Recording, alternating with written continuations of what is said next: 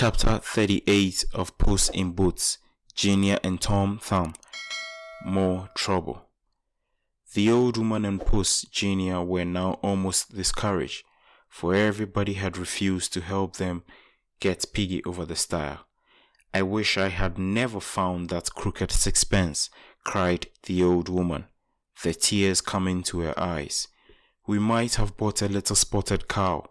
I never was fond of pigs anyway," said Puss with a sigh. Just then who should come along but a good-natured fat butcher. At least he looked good-natured until the old woman said, "Butcher, butcher, kill ox. Ox won't drink water." "Why should I kill the ox?" said he. "Just because he won't drink water? Maybe he isn't thirsty." "He said he wasn't," said Puss Junior. "Well, there you are," laughed the butcher, who suddenly seemed to regain his good humor. "Did you not ever hear the old saying, you can't lead a horse to the trough, but you can't make him drink?"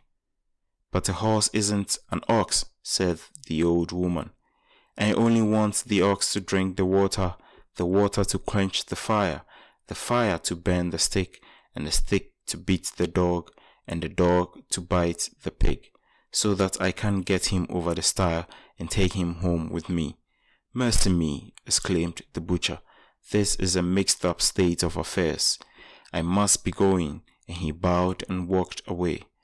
"The same old story," sighed the old woman.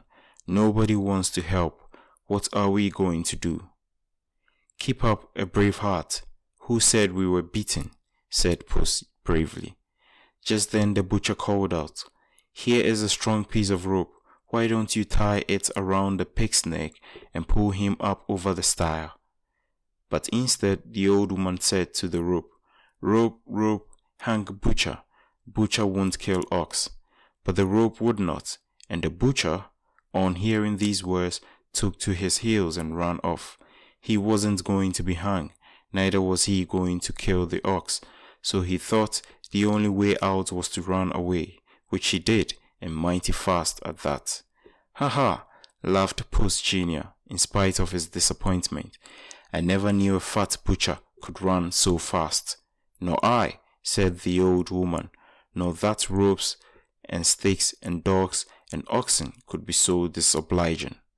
Why, one would think I was asking them to lend me money. I've always heard that was the hardest thing to get."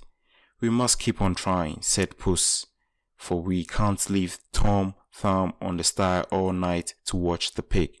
Perhaps this time we will be more lucky." Well, just then a rat ran across the road, and the old woman asked him to gnaw the rope, because the rope wouldn't hang the butcher. But the rat replied, "No, madam, why should I make a hangman out of the rope? I will not," and off he ran to the barn. End of chapter 38.